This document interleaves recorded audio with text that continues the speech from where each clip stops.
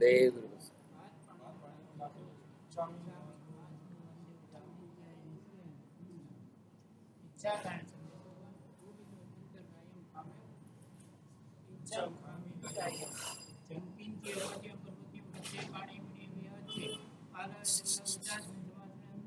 आप माटिए के देख के उनके पास बैठना जरूरी नहीं है।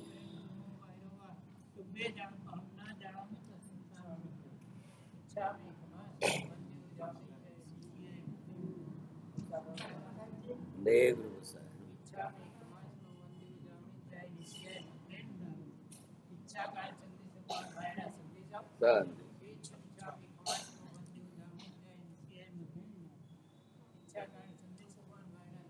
ले जाओ।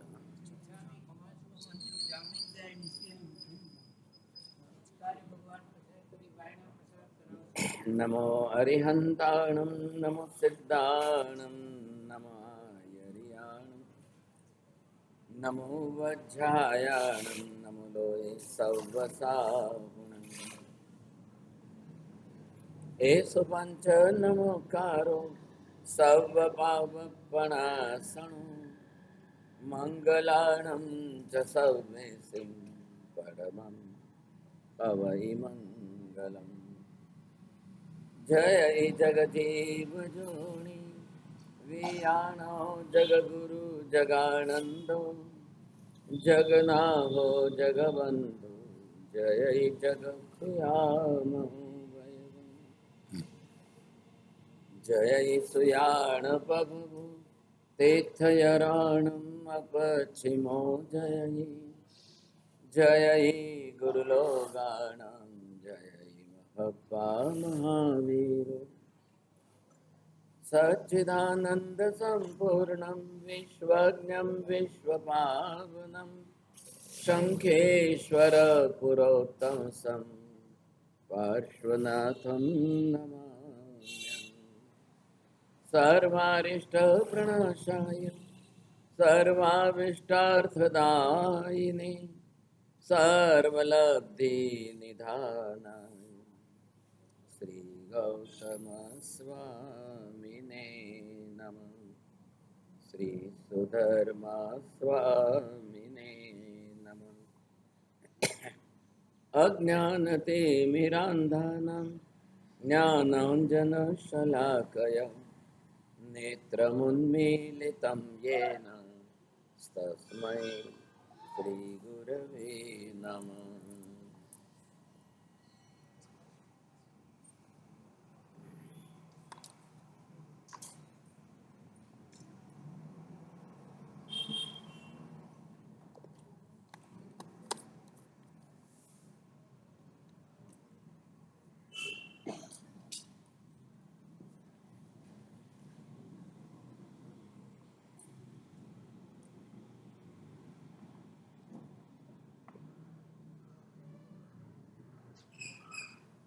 भगवान महावीर के 27 जन्म हुए। अब इन 27 जन्मों का एनालिसिस हम करते हैं। आखिर महावीर किस गति में कितने भव करते हैं, किस किस गति में गए, कहाँ कहाँ पर जाना हुआ और किस तरह से कैसे कैसे भव उनको करने पड़े। अब ये है तिर्यंच गति है। इधर हम ये देख रहे हैं कि ये मनुष्य गति है।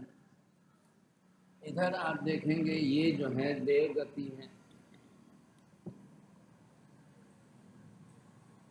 और इधर जो है ये नरक गति है। हालांकि हम ये बात पहले भी कर चुके हैं। आदिश्वर भगवान के 13 जन्म हुए, वो सिर्फ 2 गति में। पार्श्वनाथ भगवान के 10 जन्मों के अंदर उनकी जो है एक बार तिर्यंच गति में हुई तो 3 गति में गए। नेमिनाथ भगवान तो सिर्फ 2 ही गति में चले, शांतिनाथ भगवान 2 ही गति में चले, उनके भी तो 12 भव हुए। बस सिर्फ एक ही बात है कि महावीर अकेले ही ऐसे हैं 24 तीर्थंकरों के अंदर जो 2 बार नरक में गए। पहले एक बात ध्यान में रखिए कि जब भगवान तो होंगे तब होंगे ना, पहले भव से तो भगवान नहीं है साहब। पहले भव से तो वो वैसे ही हमारे जैसे सामान्य जैसे हम हैं आज वैसे वो भी है।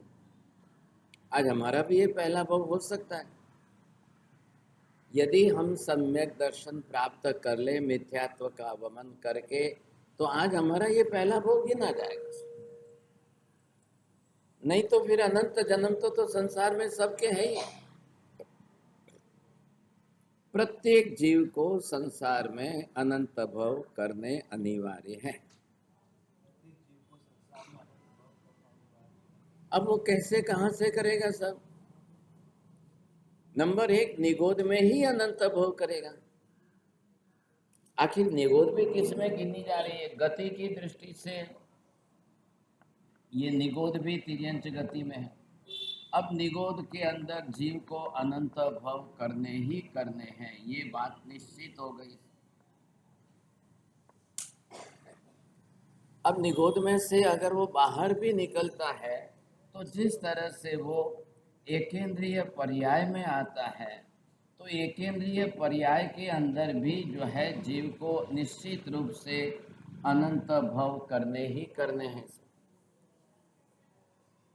आखिर जाएगा कहाँ? परिभ्रमण तो संसार के चक्र में ही है। अब इसके बाद तीसरे नंबर पर वो मोक्ष तक जाने के बीच में तीसरे क्रम पर और अनंत भव कर ही लेगा। अब ये तीसरे भव जो है मोक्ष प्राप्ति तक के काल की बात है। अब वो फिर अनंत भव करेगा। अब ये तीनों नियम सबके लिए अनिवार्य है। अब इसमें कोई ऑप्शन नहीं है, किसी के लिए कोई फर्क नहीं। निगोद में जाने तक, मोक्ष में जाने तक, जब वो बाहर निकल ही गया है तो मोक्ष में जाने तक जो है वो तीसरी बार और अनंत भव कर ही लेगा, समझे। अब जब वो इतने अनंत भव कर रहा है और इतने अनंत भवों के अंदर वो आगे बढ़ रहा है, तो ऐसी स्थिति में आखिर उसको संसार का चक्र तो परिभ्रमण करना ही। तो परिभ्रमण का सीधा तात्पर्य है कि जाएगा तो कहाँ जाएगा? संसार में से जब तक नहीं छूटता है वहां तक भव परिभ्रमण करना अनिवार्य है। बोलो, ऐसी स्थिति में जब वो भव भ्रमण करेगा, परिभ्रमण करेगा तब। लेकिन अब पहली शुरुआत क्या है? जब आप सम्यक दर्शन प्राप्त कर लोगे, अब आप अनंत भव नहीं करोगे। पहला फायदा सम्यक दर्शन प्राप्त करने का सबसे बड़ा पहला फायदा ये है, अगर आपने सम्यक दर्शन प्राप्त कर लिया तो निश्चित रूप से अब अनंत भव नहीं होंगे, नहीं होंगे। क्यों हम इतनी मेहनत कर रहे हैं? आप रोज जिनवाणी श्रवण क्यों कर रहे हो? आपको प्रतिदिन जिनवाणी श्रवण करके, प्रतिदिन दर्शन करके, प्रतिदिन पूजा करके, प्रतिदिन, अरे भाई क्या आवश्यकता है रोज रोज सब करने की? आप किसी भी हालत में सम्यक दर्शन प्राप्त करो। आपके इस जन्म में 28 नहीं हुई कि मांस कमन नहीं हुआ, चलेगा। मनुष्य का जन्म सबसे बड़ी आपको जो है उपलब्धि, सुविधा सम्यक दर्शन प्राप्त करने की अगर किसी गति में है तो मनुष्य गति। अब मिथ्यात्व का वमन करके, ग्रंथि भेद करके आत्मा को सम्यक दर्शन प्राप्त करने का सबसे बड़ा मौका जो है वो सिर्फ आपको मनुष्य गति में है। अब मनुष्य गति के अंदर मौका होने के कारण अब जिस तरह से जीव यहाँ, क्यों, कारण क्या है भाई मनुष्य गति में ही? सबसे बड़ा कारण देव गुरु धर्म की उपलब्धि आपको मनुष्य जन्म में, जिनवाणी श्रवण करना आदि जितना हमको मनुष्य भव में है, ज्ञान प्राप्त करना, ज्ञानार्जन जो है जितना मनुष्य भव में संभव है उतना और कहीं संभव नहीं। देवगति में सुविधा अच्छी है, किस बात की है सुविधा? सिर्फ वैक्रिय शरीर की है और कुछ नहीं है। मात्र वैक्रिय शक्ति की सुविधा होने के कारण वो देवता जो है कहीं भी जाकर के किसी भी रूप में मनुष्य भव अरे धर्म जिनवाणी श्रवण कर सकते हैं, भगवान के चरणों में महावीर रोज जा सकते आ सकते हैं। अब ये बात अलग है, लेकिन उनको इसके कारण जो है इच्छा हो जाए कि चलो रोज महाविद्या में जाए, रोज समय भगवान की जिनवाणी सुने, बहुत कम। सुविधा है, शक्ति है, लब्धि है। आप ये सोचिए, आपको आपके घर से यहाँ आने में 20 मिनट लगे, 40 मिनट लगे, लेकिन देवताओं को देवलोक से महाविद्या में जाने में 2 मिनट भी नहीं लगे। लेकिन फिर भी अंदर से एक प्रबल विश्वास श्रद्धा होनी तो चाहिए कि मैं जिनवाणी श्रवण करने के लिए जाऊं तो सही, नहीं तो कौन जाएगा। ऐसी स्थिति के अंदर अब ये बात हो गई, सबसे ज्यादा अनंत भव जीव के किस गति में होंगे। स्वाभाविक है हर किसी के, अब निगोद से लेकर के सबसे ज्यादा मतलब जितने अनंत गुने भव जीव के तिर्यंच गति में होंगे, उसके अनंतवें भाग के ही भव जीव के अन्य गतियों में होंगे। बोलो।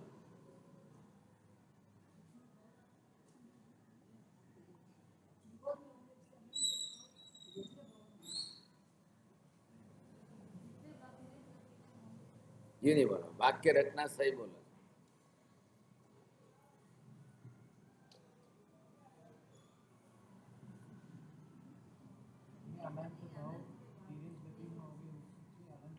एक शब्द मत छोड़ो, यहाँ पर एक एक शब्द काम का है। जितने अनंत गुने भव तिर्यंच गति में होंगे, उसके अनंतवें भाग के ही भव अन्य गतियों में होंगे।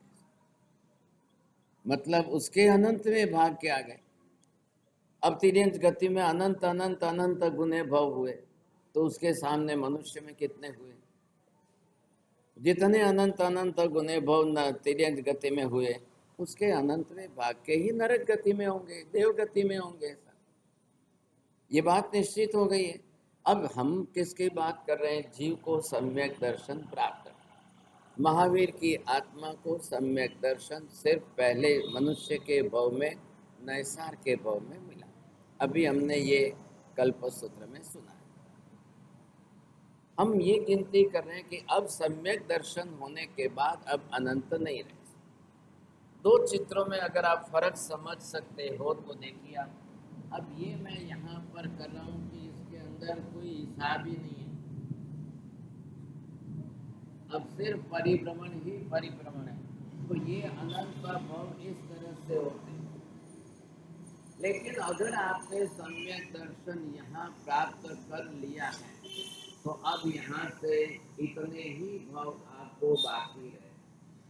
ये है सिर्फ प्रमाण कितना है, ये अर्ध पुद्गल परावर्त काल, बस इतने में ही आपको चलना है। इतने में महावीर ने 27 कर लिए, पार्श्वनाथ ने 10 कर लिए, नेमिनाथ ने 9 कर लिए। अब ये अपने अपनी तरह से जिन्होंने जितने किए सब है काल अर्ध पुद्गल परावर्त। सबके लिए नियम यही है, मेरे लिए भी यही नियम है, आपके लिए भी यही नियम है, तीर्थंकर भगवंतों के लिए भी नियम यही। क्यों महावीर के 27 हुए, क्यों पार्श्वनाथ के 10 ही हुए, क्यों नेमिनाथ के 9 ही हुए, क्यों आदिनाथ के 13 ही हुए? अपने अपने कर्म। सम्यक दर्शन प्राप्त कर लिया मतलब सभी कर्म क्षय थोड़ी हो गए, अभी तो बहुत कर्म बाकी है। सम्यक दर्शन प्राप्त करना मतलब मिथ्यात्व मोहनीय की सिर्फ जो है एक ही कर्म प्रकृति का क्षय पश्चात, और साथ में सामूहिक गिन लो तो अनंत अनुबंधी सब तक की 7 कर्म प्रकृतियों का ही क्षय है। चलो भाई, ग्रंथि भेद तो हो गया। सबसे पहले जीव की उपलब्धि, मिथ्यात्व में जीव अनंत अनंत गुने भव बढ़ाता है। सम्यक दर्शन प्राप्त करके सिर्फ अर्ध पुद्गल परावर्त काल ही शेष बचता है। बोलो हमारे साथ।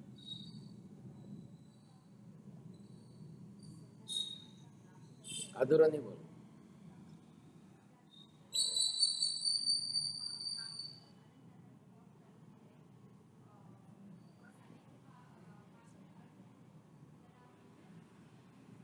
सब मिथ्यात्व के अंदर जीव अनंत अनंत अनंत भोग करता ही जाता है, बढ़ाता ही जाता है, वह संसार चलता ही जाता है। लेकिन जैसे ही जीव ने सम्यक दर्शन प्राप्त कर लिया, अब वो अर्ध पुद्गल परावर्त काल में निश्चित मोक्ष में जाएगा ही जाएगा। सम्यक दर्शन प्राप्त करने का मतलब ही यह है कि मोक्ष का रिजर्वेशन करना। बात पूरी हो गई। अब मोक्ष प्राप्ति के लिए उसको रिजर्व करना है, निश्चित निर्धारित करना है। हाँ जी, हाँ, जब अब इस जीव का मोक्ष नक्की हो गया। अब कब होगा? जब वो अपने कर्मों का क्षय करेगा तब। कब वो कर्मों का क्षय करेगा? जब करेगा तब करेगा।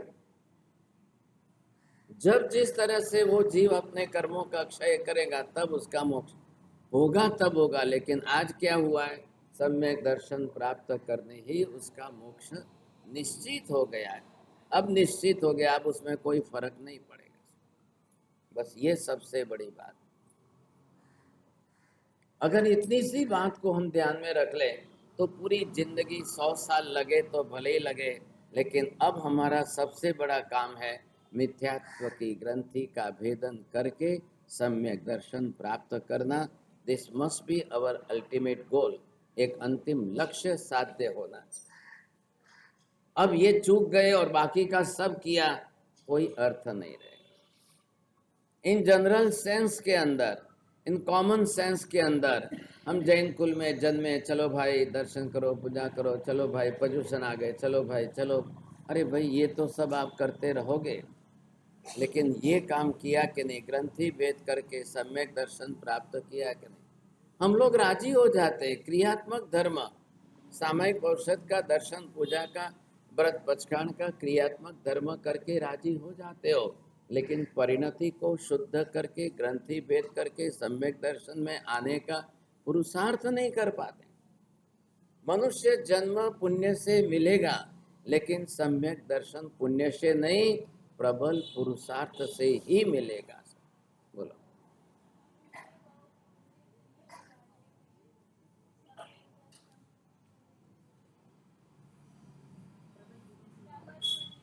प्रबल पुरुषार्थ से, पुण्य शब्द नहीं बोलना। ख्याल है, मनुष्य बहु पुण्य से मिल जाएगा। आपने पुण्य उपार्जन किया है तो आपको मनुष्य जन्म मिल जाएगा। लेकिन अब आप प्रबल पुरुषार्थ, ग्रंथि भेद करने के लिए, मिथ्यात्व टालने के लिए 1000 गुना पुरुषार्थ हमको करना पड़ेगा। तब जाकर के मिथ्यात्व का टलेगा मिथ्यात्व, ग्रंथि भेद होगा, और तब जाकर के आत्मा सम्यक दर्शन प्राप्त होगा। क्या क्या मिला आपको प्रबल पुण्य से? प्रबल पुण्य से आपको बहुत कुछ मिला है। मनुष्य जन्म मिल गया, उच्च पुत्र गोल मिल गया, उच्च गोत्र मिल गया, आप धर्म के सब सानुकूल संजोग मिल गए, बहुत अच्छा निमित्त मिल गया, धन लक्ष्मी संपत्ति ऐश्वर्य भोग विलास, खाना पीना, गाड़ी बंगला सब मिल गया। ये पुण्य है। ये आपके लिए प्रबल पुण्य का काम करेगा कि हाँ, पुण्य से इतना तो मिल गया आपको। लेकिन अब पुण्य के सामने आपका पुरुषार्थ क्या है? पुण्य साधन सामग्री तक सीमित है। It is limited up to all other accessories. पुण्य का काम उतना ही है, सब अच्छी सुख सानुकूल सामग्री देना, ये पुण्य का। लेकिन अब इतने मात्र से क्या होगा? सानुकूल सामग्री दे दी, अब जो साधन सामग्री को मिली है, now it depends on your mentality, either to misuse और टू रियल यूज। अब उस साधन सामग्री का सदुपयोग करना कि दुरुपयोग करना, ये आपको सोचना है। आप सही सदुपयोग करेंगे तो पुण्यानुबंधी पुण्य उपार्जन डबल हो जाएगा। आपने मिसयूज किया तो पाप कर्म बंद करके पुण्य से पापानुबंधी पुण्य हो जाएगा, फिर आप दुर्गति में चले। तो महावीर सर्वप्रथम पहला भव यहाँ पर नैसार का जो भी कर रहे हैं, जिस भव में इन्होंने सम्यक दर्शन प्राप्त किया, अब यहाँ से सीधे वो दूसरे जन्म में देवलोक में गए। देवगति में क्यों गए?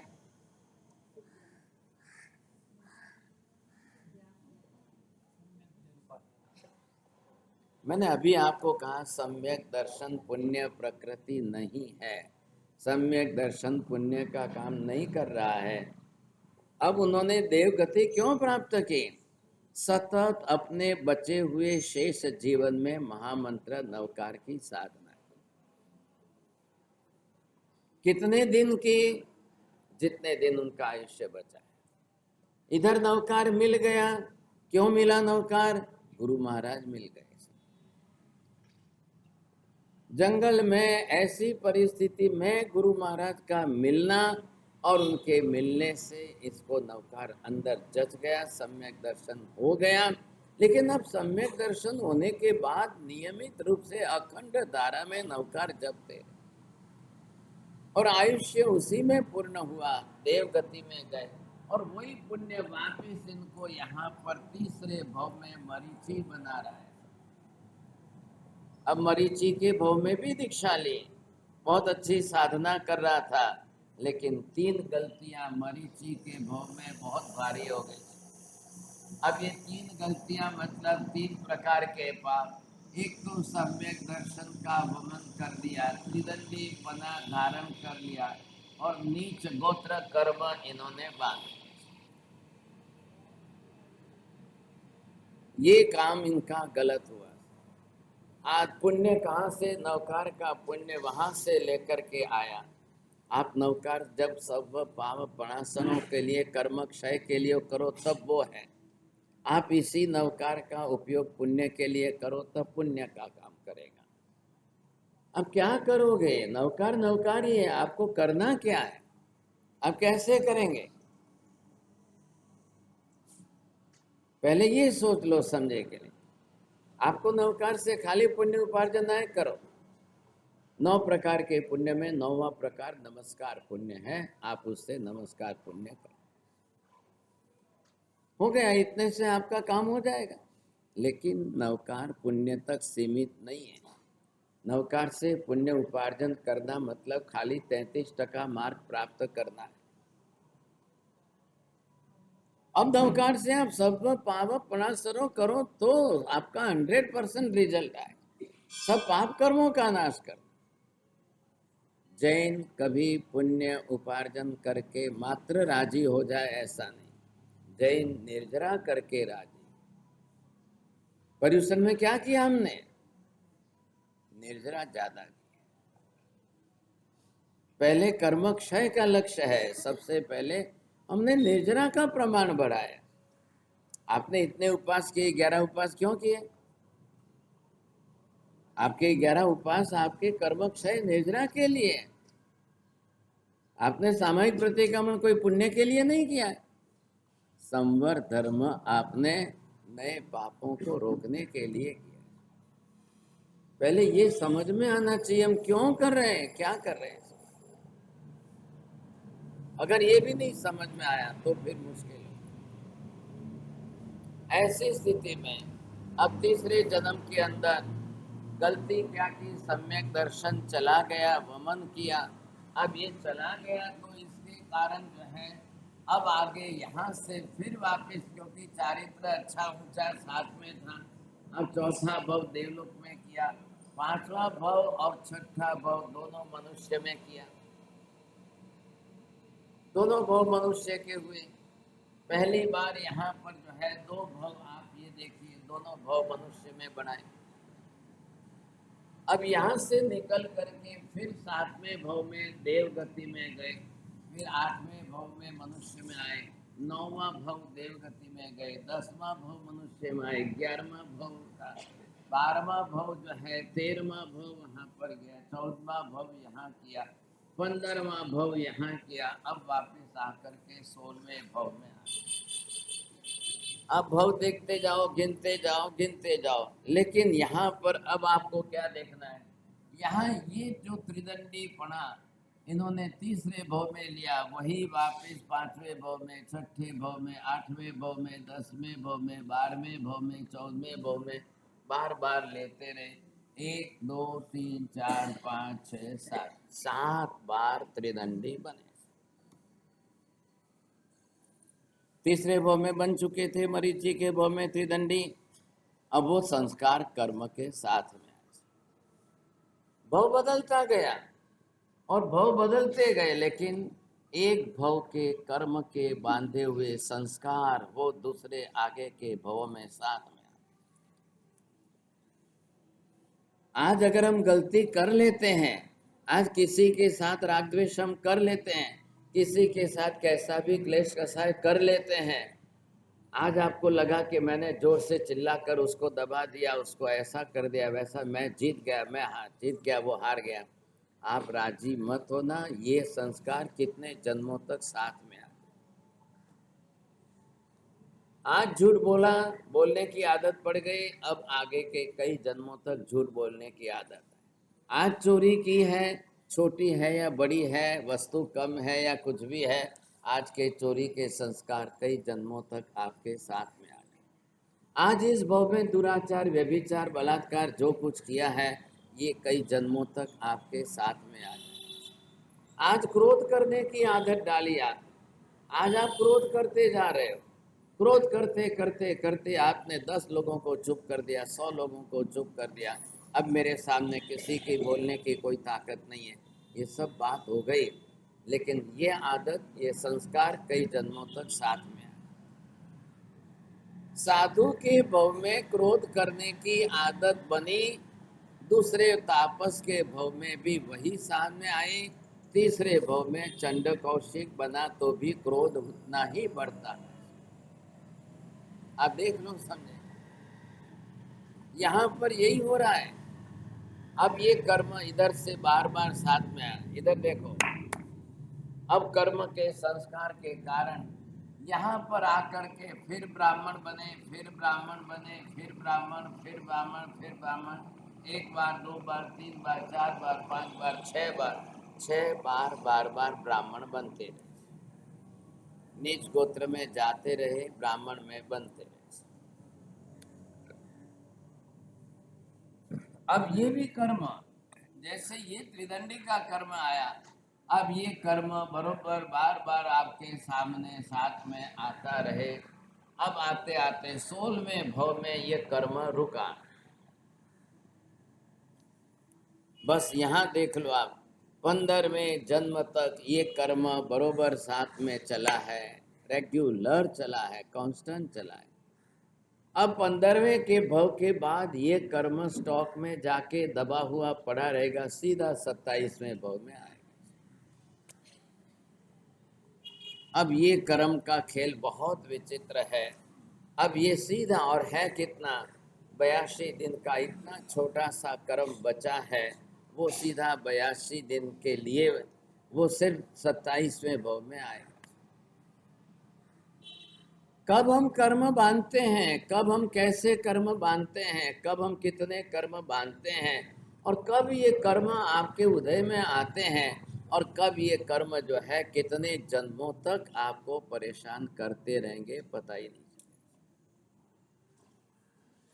इसलिए सबसे पहले एक भव में, आज के वर्तमान भव में कर्म बांधते पहले 100 बार सोचना है, 1000 बार सोचना है। कोई कर्म बांधते पहले, कुछ भी करते पहले, अगर मुंह में एक चीज डाल के खानी भी है तो 1000 बार सोच लो, भाई अब इसके पीछे कोई जीव हिंसा बड़ी है और कर्म बंधेगा, मुझे नहीं खाना है, कोई फर्क नहीं पड़ता है। जीव को एकादशना बैठना अम्बिल उपवास करने से कोई फर्क नहीं। एक भाग्यशाली इतने सावधान, इतने जागृत हैं, पता नहीं एक बार ऐसी चीज मुंह में आ गई, उनको शंका हुई कि क्या खाने में आया, ये क्या खाने में, कोई पता नहीं चल रहा है। दूसरे दिन तुरंत उपवास कर लिया और फिर उपवास करके उस वस्तु का पता लगाया, आखिर मैंने क्या मुंह में डाला है, क्या खाया है, सोचे समझे, और तुरंत उस वस्तु का पचकाण कर। दूसरे बरस उनको उपवास के समय में एक चीज खाने की इच्छा हो गई, याद आ गई, तुरंत तो उसी वस्तु का ही पचकाण कर लिया। मेरे को उपवास में ये वस्तु खाने की इच्छा क्यों? ये क्या है? Self punishment. मैं अपने आत्मा को, खुद को थोड़ा सा दंड देता, पनिशमेंट देता। पढ़े हैं, सत्ता में कर्म भूतकाल के पढ़े हैं, अब आप थोड़ी आत्मा के ऊपर थोड़ा कंट्रोल करने की कोशिश करो। मैंने उपवास किया है, मैंने ये खाने का विचार क्यों किया, खाने की इच्छा क्यों, कभी नहीं खाता हूँ, कभी नहीं करता हूँ। जब नहीं होता है उपवास तब भी मैं नहीं खाता हूँ, तो ये खाने की इच्छा क्यों है। उन्होंने उस वस्तु का त्याग करके हमेशा के लिए पचखान कर लिया। पचखान का मतलब क्या है? त्याग करना है। पचखान का मतलब क्या है? छोड़ देना है। अब पचखान क्या फायदा करेगा? जिस वस्तु का त्याग किया उसकी इच्छा नहीं हो। बार बार जो इच्छा होती है, अब न मालूम इच्छाएं कितने प्रकार की है। इच्छाएं तो अनंत प्रकार की है। अब आपको कब किस वस्तु की इच्छा होगी, अब आपको कल कैसी इच्छा होगी, कोई ठिकाना नहीं। क्यों होगी इच्छाएं, क्यों इच्छाएं अलग अलग होती है? मोहनीय कर्म अभी भी अंदर स्टॉक में, सत्ता में भारी पड़ा है। मोहनीय कर्म के अंदर की प्रकृतियों का उछाल अभी भी रोज आता है। दूध में उफान कैसे आता है, वैसे अंदर पड़ी हुई मोहनीय कर्म की इच्छाओं में उफान आता है। अब वो दूध की तरह से उभर के आएगी तो सीधी कहाँ जाएगी? पहले मन के धरातल पर जाएगी। अब विचार शुरू हो जाएंगे, और मोहनीय कर्म का उदय है। विचार शुरू होते एक बार, दो बार, तीन बार, बार बार बार बार बार बार। बस बड़े में और बच्चों में फर्क क्या है? बच्चे अपनी इच्छा रोक नहीं पाते, इसलिए वो थोड़ी शरारत करके, मस्ती करके, मम्मी ये चाहिए ही चाहिए, नहीं मम्मी अभी चाहिए, नहीं मम्मी अभी चाहिए, वो जमीन पर लेटने लग जाएगा, हाथ पैर पछाड़ने लग जाएगा। अब मम्मी को दया आएगी, मम्मी तो प्यार करने वाली है, लाड प्यार करने वाली है।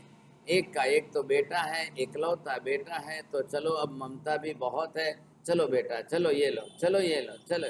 अब बच्चे की आदत हो गई, जब जब इच्छा हो जाए तब रो करके थोड़ी सी मस्ती कर लो, मम्मी इच्छा पूरी कर लेगी। ये इच्छाएं पूर्व भव के मोहनीय कर्मों का उदय है। अब जब इच्छाएं जग जाए अंदर से और मोहनीय कर्म आपका प्रबल बन जाए और इच्छा के रूप में आ जाए, अब बड़ों का काम, बड़ों की समझ अगर ज्ञान से अच्छी समझ है, आप इच्छा को दबाओ, इच्छा को कंट्रोल करो और माइंड डाइवर्ट करो। अब मन को इच्छा से बाहर निकालो। ऐसे करके आप अंदर से एक एक कर्म की प्रकृति को डिलीट कर सकोगे। मोहनीय कर्म की इच्छा बढ़ाने वाली कर्म प्रकृतियों को अंदर से आप नष्ट कर सकोगे, नहीं तो नहीं कर पाओगे। जब जब इच्छा हुई तब तब इच्छा पूरी करने के लिए मेहनत की, तो समझ लो कभी भी आप अपनी इच्छाओं पर नियंत्रण नहीं कर पाओगे। जब इच्छा हुई, जैसे ही इच्छा हुई, जब इच्छा हुई, जैसे इच्छा हुई, जितनी इच्छा हुई, जल्दी करो, इच्छा पूरी करो, इच्छा पूरी करो, इच्छा पूरी करो। ये आप करते रहे, करते रहे, करते, और मान लो पुण्य अच्छा है, साधन सामग्री विपुल है, पुण्य ने सहयोग दे दिया और आपने इच्छा पूरी कर ली, ये मन को आदत पड़ जाएगी। अब आप अपने इच्छा पर नियंत्रण नहीं कर पाओगे। अब इच्छा तो अंदर से उछलने वाली है, इच्छाएं तो अंदर से बढ़ने वाली है, जागने वाली है। अब आप नहीं रोक पाओगे, अब आप कुछ नहीं कर पाओगे। हमको सीखना क्या है, करना क्या है? बचपन से बच्चों को 2 मिनट रोएगा चलेगा, लेकिन उसकी इच्छा पूरी करने की आदत मत डालो। उसके दिमाग में, मेमोरी में ये सेट हो रहा है, जब भी बच्चा रोएगा, जब भी बच्चा कुछ करेगा तो माँ इच्छा पूरी कर देगी, माँ इच्छा पूरी कर देगी। ये मानसिकता बदलो उसकी। अब उसको ये लगना चाहिए कि मेरी इच्छा होते हुई मुझे इच्छा को पूरी न करने के लिए समझाया जाएगा, सिखाया जाएगा, कराया जाएगा, just to divert the mind. ये मेडिटेशन से आप धीरे धीरे सीख सको। ये आना चाहिए, अभ्यास है। इसमें पुण्य नहीं चाहिए, ये पुण्य से नहीं होता है। महावीर पहली बार यहाँ पर रुके, अभी मैंने क्या लिखा है, कितनी बार ब्राह्मण बने, कितनी बार त्रिदंडी बने। अब आपने देख लिया, ये तीसरे भव के संस्कार साथ में आए। अब इधर सम्यक दर्शन वापिस कब पाएंगे? फिर वापिस सम्यक दर्शन गया हुआ कब आएगा? अब कैसे होगा? अब कितने भव इसमें बीच में कर लिए, वो तो हम गिन ही नहीं रहे। कब इसके बीच में छोटे छोटे छोटे छोटे भव कब हुए, अब कहाँ गिनने जाओगे। मिथ्यात्व के भवों की गणना करनी नहीं है। यहाँ आकर के 16वें भव के अंदर विश्वभूति राजकुमार बने। अब इस समय पहली बार इनका नीच गोत्र का कर्म अंदर स्टॉक में छिपा रहा, दबा रहा, अब बाहर निकले। अब बाहर निकले हैं तो पहली बार राजकुमार बने। अब यहाँ से निकल करके फिर 70वें भव में देवगति में जाकर फिर 18वें भव में मनुष्य में आए। आप देख रहे हो यहाँ तक तो बरोबर इनकी दो गतियां चली, पहले से लेकर 18वें भव तक। अब तक इनकी दो ही गतियों में जन्म हो रहे हैं, देव मनुष्य, देव मनुष्य, मनुष्य देव, देव मनुष्य, यही चक्कर चल। अब तक तो अच्छा, गति बिगड़ी नहीं। अब ये आया 18वां भव। अब इस 18वें त्रिप्रष्ट वासुदेव के भव में फिर उन्होंने बड़ी गलतियां अलग अलग कर दी साहब। ऐसी गलतियां करके एक तो जो है निकाचित नियाणा करके अब उस सिंह को मारा है और वापिस अगले भव में मारने का नियाणा। शैया पालकों के कान में शिशु डालने का पाप कर दिया। अब वो आप इनको सीधे 19वें जन्म में 7वीं नरक में लेकर गया। देखो महावीर का जीव है, कौन है, भगवान का जीव है, ये सब बात आप छोड़ दो। भगवान बनेंगे तब बनेंगे। अब दुनिया के अन्य धर्मों में तो भगवान के भव गिने ही नहीं है, वो तो भगवान के भव नहीं बता रहे हैं। अब राम के कितने भव हुए, नहीं कुछ नहीं हुआ है। श्री कृष्ण के कितने भव है, नहीं कोई भव उनके कुछ नहीं होते हैं। वो सीधे ही जो है मोक्ष से वापिस नीचे उतरते हैं।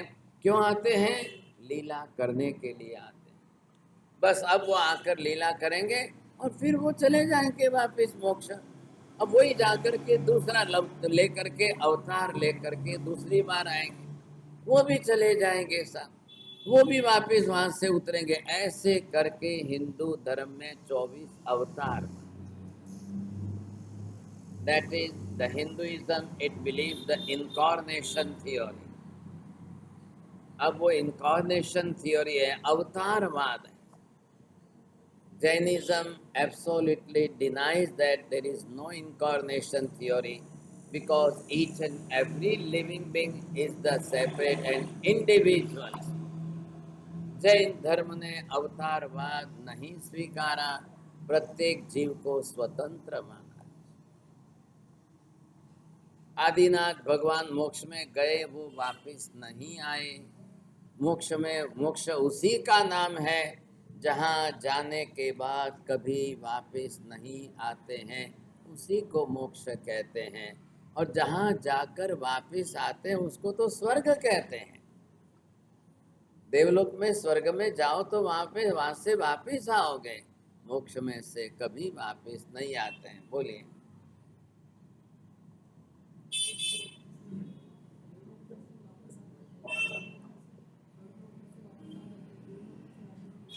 बहुत अच्छा, रोज आना है, 1 घंटा रोज। जब आप सुन सकते हो, समझ सकते हो, बोल सकते हो तो बहुत बड़ी बात है। देवगति में जाओगे तो वापिस आओगे, 10 बार जाओ 10 बार आओ, 1000 बार जाओ 1000 बार आओ। मोक्ष में जाकर के कोई वापिस कभी नहीं आता है।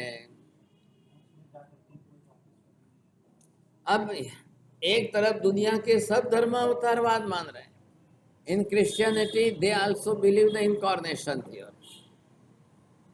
In Islam, they are also believing the same incarnation theory. Hinduism, it believes the incarnation theory. अवतारवाद मानने से एक ही जीव है, एक ही ईश्वर है, वही बार बार जाके बार बार आएंगे। And Shri Krishna again gives the promise, I will come back again on the earth. बस वो बार बार यही करे, मैं फिर से आऊँगा, मैं फिर से आऊँगा। वो महाभारत में आपने सुना हो, यदा यदा ही धर्मस्य ग्लानिर्भवतु भारत हे भारत, हे अर्जुन, जब जब धरती पर धर्म की ग्लानि होगी या धर्म बढ़ेगा, तदा तदा पुनः पुनः आत्मानं सृजाम्यहम, मैं बार बार आ करके अवतार लूंगा, फिर जन्म लूंगा, फिर लूंगा। ये उनकी प्रॉमिस है, वो ऐसा कह रहे हैं। लेकिन यहाँ महावीर ने कभी ऐसा नहीं कहा। यहाँ आदिनाथ नहीं कह रहे, शांतिनाथ नहीं कह रहे। आदिनाथ का जीव अलग है, अजीतनाथ का अलग है। आदिनाथ मोक्ष में गए, वो वापस नहीं आए। अजीतनाथ कोई और दूसरा ही जीव है, वो अजीतनाथ बनकर मोक्ष में गए। संभवनाथ वो कोई अलग तीसरे ही जीव ऐसा, वो अपनी तरफ से अलग से मोक्ष में गए। आते आते 24 ही अलग अलग, सब स्वतंत्र है। मोक्ष में जाने का मतलब ही क्या है? जन्म मरण के चक्र का अंत करना ही मोक्ष है। मोक्ष में जाने का मतलब क्या है? कर्म का सर्वथा अभाव करना ही मोक्ष है। अब जब कर्म ही नहीं बचेंगे तो आप क्यों आएंगे वापस संसार में? क्यों आएंगे हम? कोई नहीं आएगा वापस। गए महावीर, चले गए। महावीर का शासन चल रहा है 21,000 बरस तक। महावीर को कोई वापस आने की जरूरी नहीं है। महावीर धर्म ऐसा देकर गए हैं, और धर्म की व्यवस्था के लिए साधु साध्वी श्रावक श्राविका चतुर्वेद संघ की व्यवस्था करके गए। होते रहेंगे आचार्य भगवंत उपाध्याय, भगवंत साधु मुनिराज साध्वी जी, होते रहेंगे, होते रहेंगे, होते रहेंगे। उनको जवाबदारी दी है, आप धर्म चलाओ, आप धर्म बढ़ाओ, आप शासन चलाओ, आप शासन की व्यवस्था करो, चलाओ। आप शासन करना क्या है? शासन चलाने में आपको सबको धर्म ही तो सिखाना है। लोग तो संसार में तो अपने कर्मों में है। अब उनको धर्म समझाना है, अब उनको धर्म सिखाना है। अब ये व्यवस्था भगवान ने हमारे लिए बता दी। महावीर ने साफ कह दिया, 5वें आर्य में जब तीर्थंकर नहीं होंगे, तब साधु साध्वी श्रावक श्राविका चतुर्विध संघ ही तीर्थंकर के समान गिना जाए। तीर्थंकर के समान, अकेले ट्रस्टी नहीं, अकेला ट्रस्ट मंडल नहीं, सभी सब मिलकर के चतुर्विध संघ जो है वो तीर्थंकर के समान गिना है। बस चल रही है, 2,500 बरस बीत गए, व्यवस्था चल रही है। महावीर वापिस नहीं आए, और भविष्य में अभी तो 18,500 बरस और चलाने। कोई महावीर स्वामी वापिस नहीं आएंगे, कोई भी तीर्थंकर वापिस नहीं आएंगे। अब कोई भी नए तीर्थंकर पंचम काल के कलयुग में होंगे भी नहीं। अब हमको ही चतुर्विध संघ को ही धर्म चलाना है। बात पूरी हो गई। श्रावक श्राविकाओं के लिए 12 व्रत की व्यवस्था कर ली, साधु साधियों के लिए 5 महाव्रत की व्यवस्था कर ली। पाप प्रवृत्ति को घटाते कम करते करते श्रावक श्राविका अपना जीवन जिए, और पाप के सर्वथा पचकान करके साधु जीवन अपना जीवन जिए।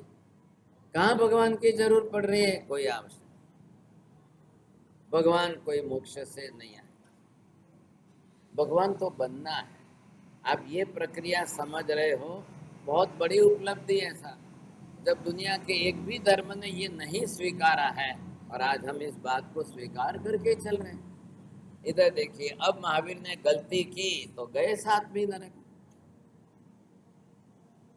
अब इसका रास्ता क्या है? वो खुद कर्म बांधेंगे तो खुद कर्म का फल भोगेंगे। महावीर ने कर्म खाली हमारे जीवों के लिए नहीं बताया, महावीर ने कर्म का सिद्धांत जो है सबके लिए बताया, सबके लिए समझेंगे। भगवान के खुद के लिए भी कर्म यही है।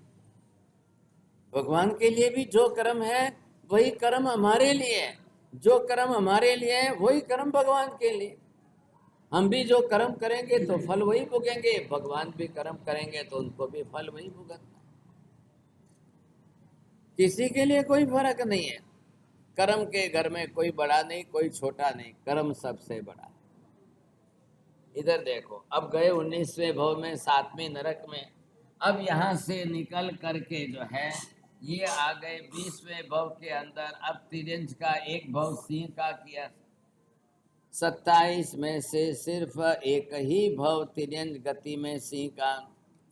फिर यहाँ से निकल करके 20वें भव में, 21वें भव में जो है अब वापस यहाँ आकर के चौथी नरक में दूसरी बार गए। भाई साहब, 2 भव उनके नरक गति में हो गए।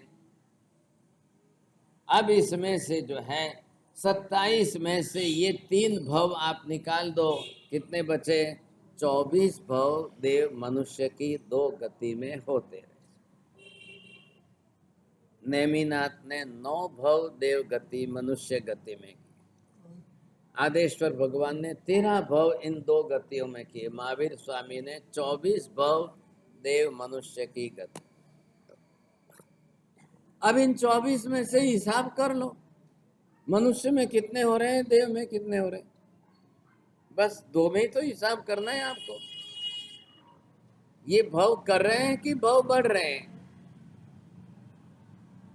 यहां तो भव बढ़ते गए, पाप करते गए तो भव बढ़ते गए। नियम सबके लिए है, उनके लिए भी वही नियम है, हमारे लिए भी वही नियम है। हम भी पाप करते जाएंगे, भव बढ़ते जाएंगे। भव बढ़ेंगे ही बढ़ेंगे, निश्चित बढ़ेंगे। वो भी पाप करते गए तो उनके भी भव बढ़ गए। अब क्या करेंगे आप? ऐसा चक्कर चलता जा रहा है। अब इस गति स्थिति के अंदर यहाँ पर जो है आप देखिए, ये मैंने बीच में आपको बताया था 16वां भव विश्व बुद्धि राजकुमार का। अब यहाँ पर इन्होंने जो है अपने चचेरे भाई विशाखानंदी को मारने का नियाणा किया। मां सक्षमण हार गए, बहुत बड़ी तपस्या की लेकिन हार गए। और वही जीव वापिस 18वें भव में आया तो उसी को सी को फाड़ करके फेंक दिया। विजेता बन गए, इतिहास बन गया बहुत बड़ा। खुले हाथ बिना शस्त्र अस्त्र के सिंह को ऐसे फाड़ कर फेंकना बहुत बड़ी बात, बहुत बड़ी बात हो गई है, कोई छोटी बात नहीं थी। लेकिन दुनिया में इतिहास बनाने के पीछे अपने भव बिगाड़ दिए, क्या फायदा? दुनिया में इतिहास बन गया, नाम बन गया, लोग ऐसा पूछेंगे, लोग ऐसा कहेंगे, लेकिन खुद का क्या हुआ? कर्म बढ़ गया। संसार में, व्यवहार में, यश कीर्ति के लिए, नामना के लिए, ये पब्लिसिटी के लिए कोई ऐसा हल्का गलत रास्ता मत चुन लो कि हमारे भव बढ़ जाए। पहले सम्यक दृष्टि का पहला लक्षण क्या है? आत्मा भव भीरु बननी चाहिए, पाप भीरु होनी चाहिए, कर्म भीरु बननी चाहिए। भीरु मतलब भय, डरना। आपको पाप का भय, आपको कर्म का भय, आपको जो है भव संसार बढ़ जाए इसका भव तो डर लगना ही लगना चाहिए। हमको यहाँ पर भगवान से डरने का नहीं कहा है। क्यों भाई, भगवान से क्यों डरो? लेकिन दुनिया के दूसरे जनों के धर्मों में भगवान से डरने की बात है। वहाँ भव की बात, कर्म की बात, वहाँ पाप की बात, वहाँ कोई हिसाब ही नहीं। कोई भव से डरने की बात उनके लिए कुछ मायने नहीं रखती, सब अपने अपने हिसाब से। अब क्या करेंगे, आप करो तो क्या।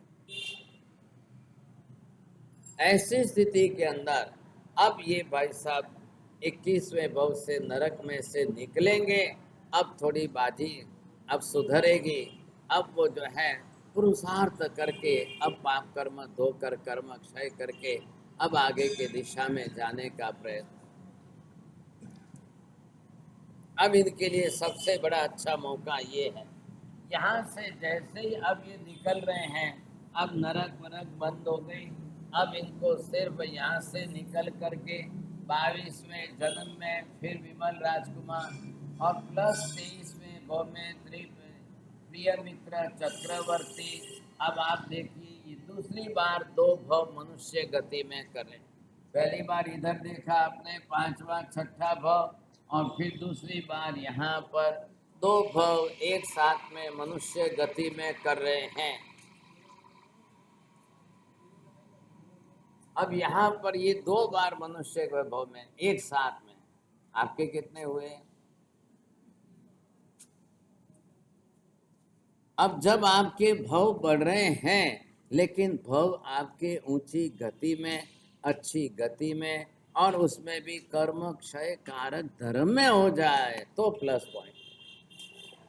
अब दोनों जन्म इधर देखो, 22वें भव में, 23वें भव में इतनी तपस्या कर रहे हैं, इतनी तपस्या कर रहे हैं। 23वें भव में दीक्षा लेकर 1 करोड़ पूर्व का चारित्र पाल रहे हैं। चक्रवर्ती पना छोड़ करके अब जो है वो दीक्षा लेकर 1 करोड़ पूर्व का चारित्र और इतनी बड़ी तपस्या कर रहे हैं।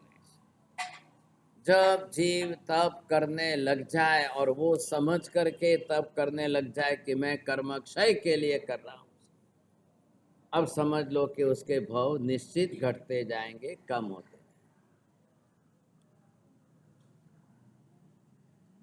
बोलो।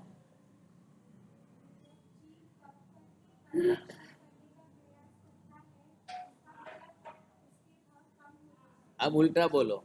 कर्म क्षय का लक्ष्य बनाकर तप करने लग जाए तो समझ लो निश्चित आगे के भाव घटते जाएंगे, कम होते जाएंगे। बोलो। नहीं आगा ना, नहीं आगा।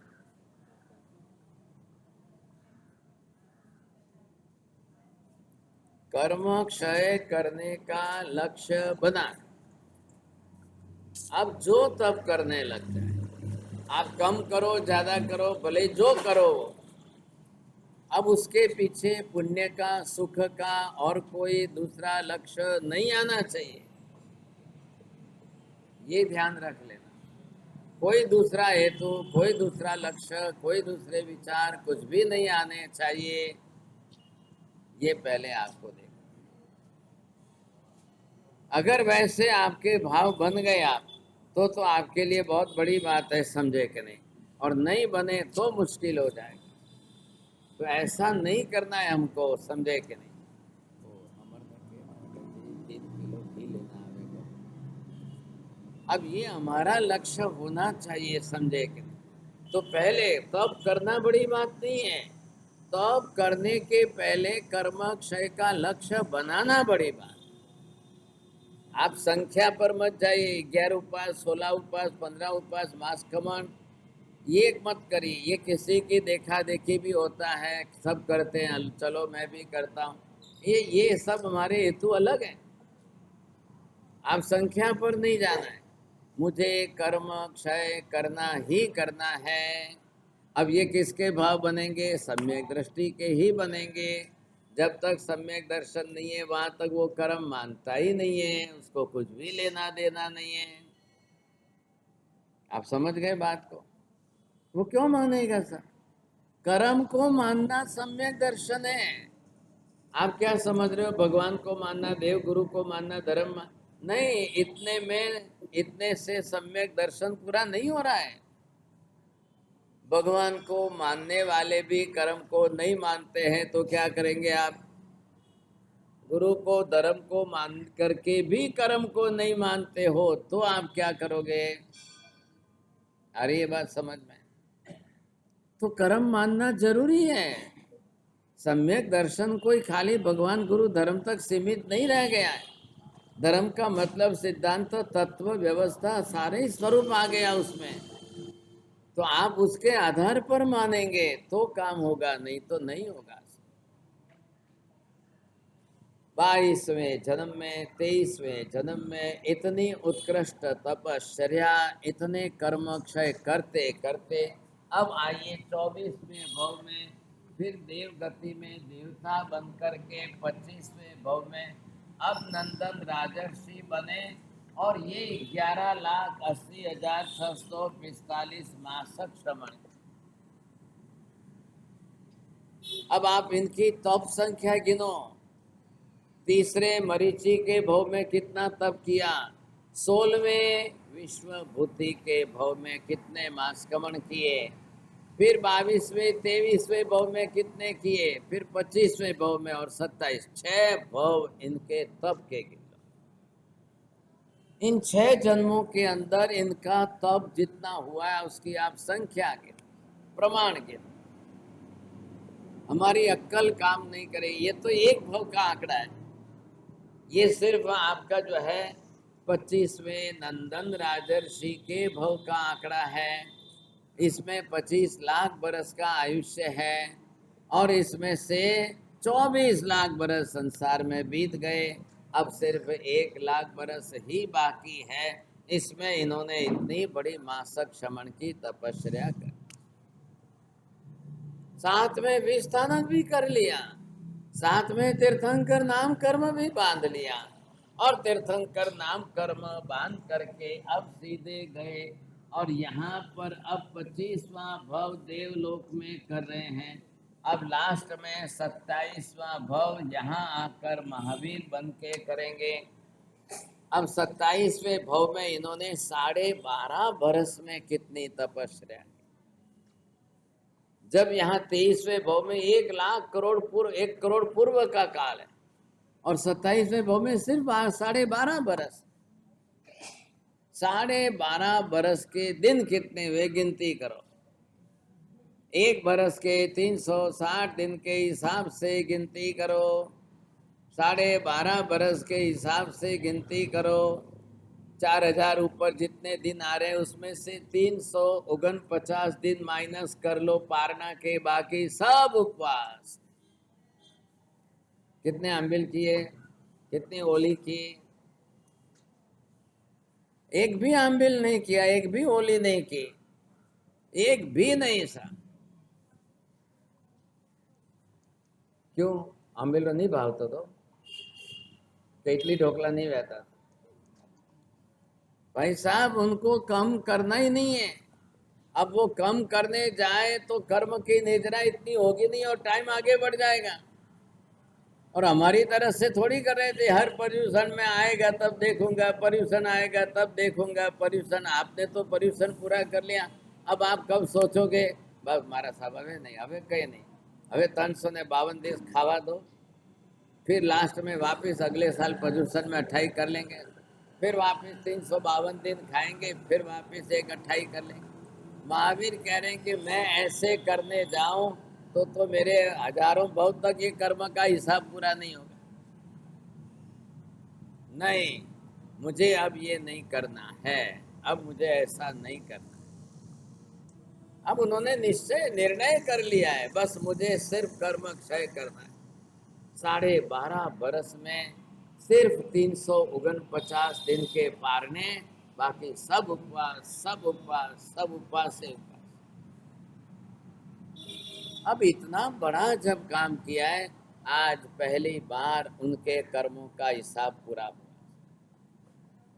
अब 12.5 बरस में इस 27वें भव में, अब 42 बरस की उम्र में, अब उनके कर्मों के हिसाब पूरे हो गए, चारों घाती कर्मों का क्षय हुआ, और अब महावीर ने केवल ज्ञान, केवल दर्शन प्राप्त कर लिया।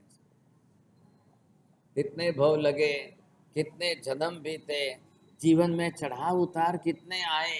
आप ये सोचिए, हम यहाँ तक जो हिसाब कर रहे थे, अब आप इन 27 में से इधर से लेकर के मनुष्य गति में कितने भव हुए, और देव गति में कितने भव हुए, बोलो सा कितने हुए, गिनो।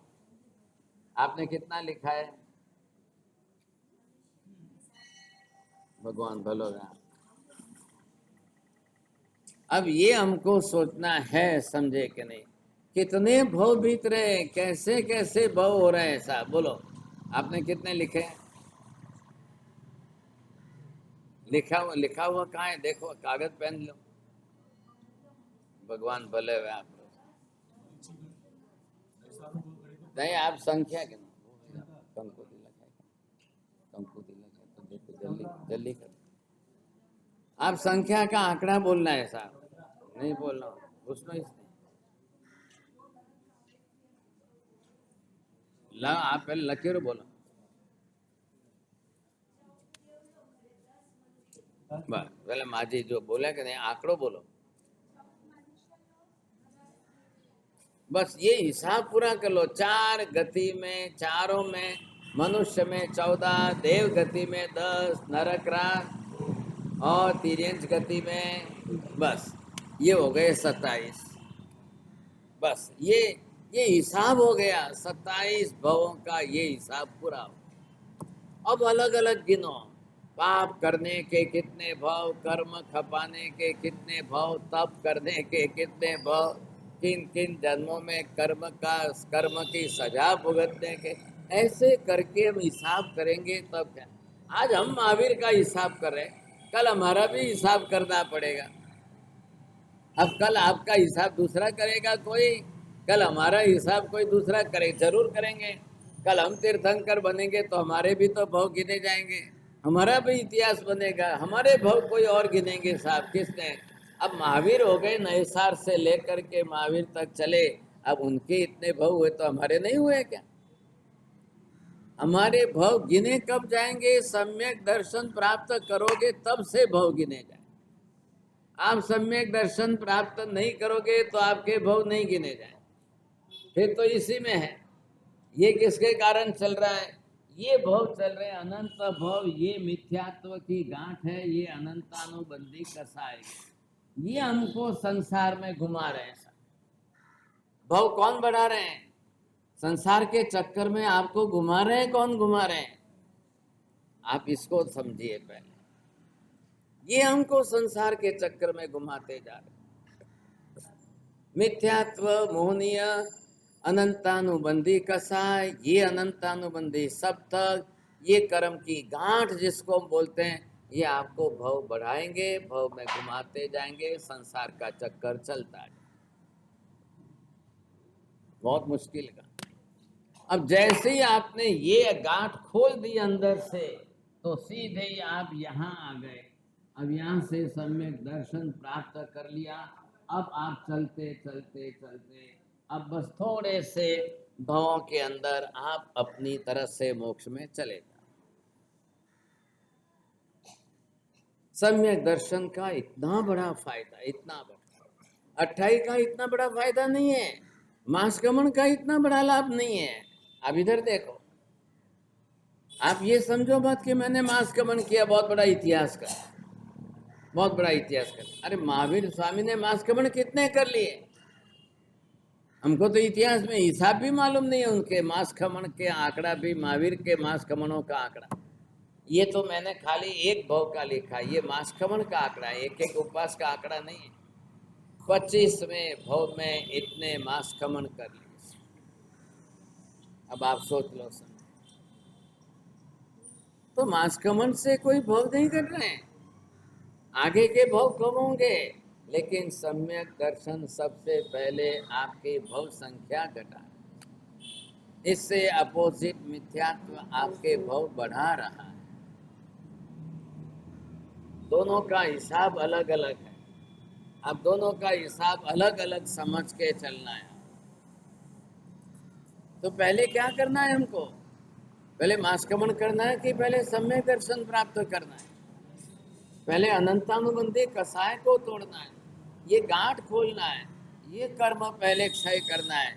सबसे पहली शुरुआत यहाँ से है, बाद में आगे बात।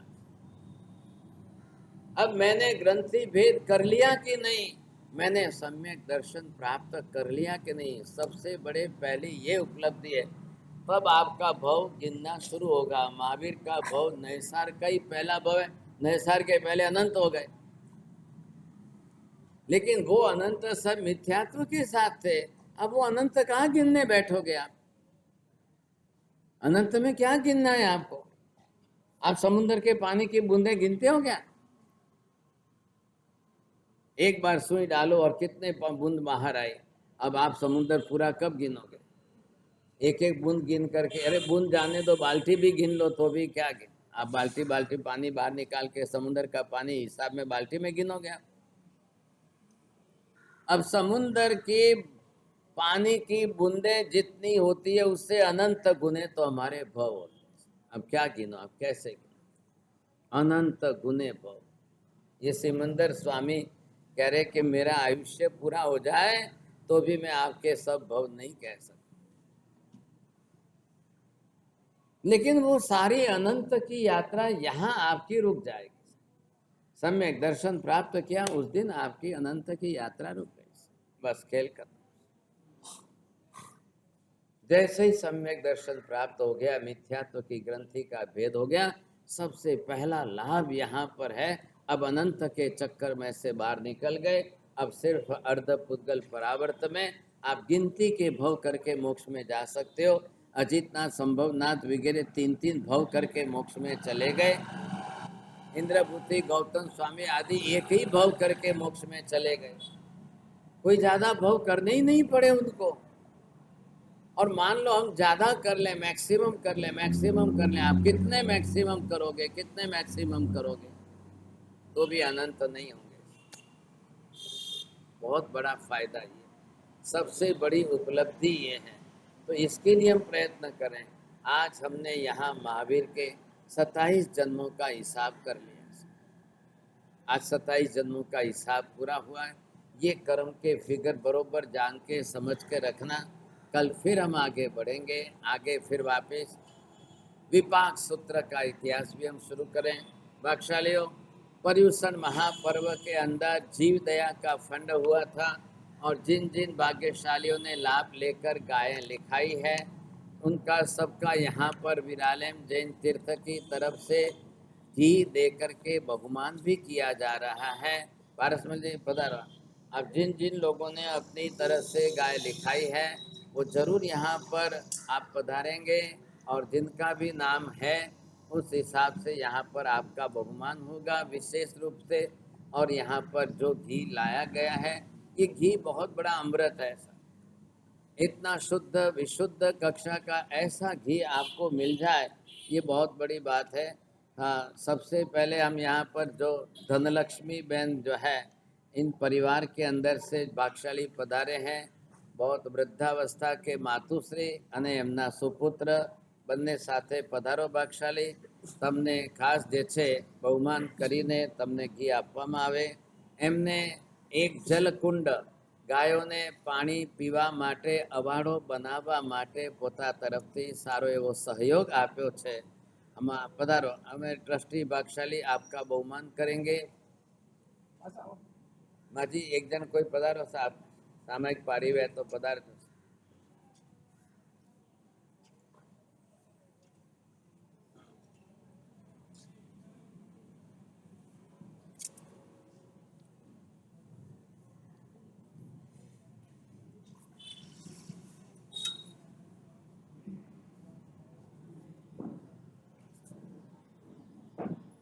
किंतु भाई आप बंद करो ना, बस 1 मिनट आम फेरवी दो। चलो पहला फेरवी दो, आम जस्ट 1 मिनट राउंड करी पी अर्धी मिनट में बंद करो।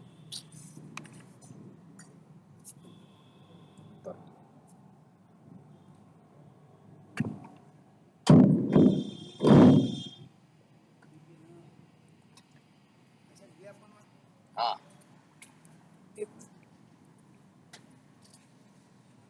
चलो बस थाली थाली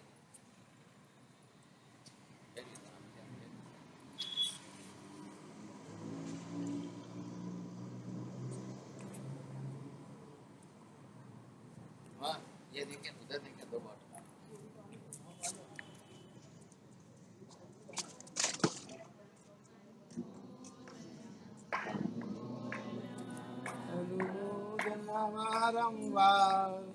अनुमोदना अनुमोदना अनुमोदना वारंवार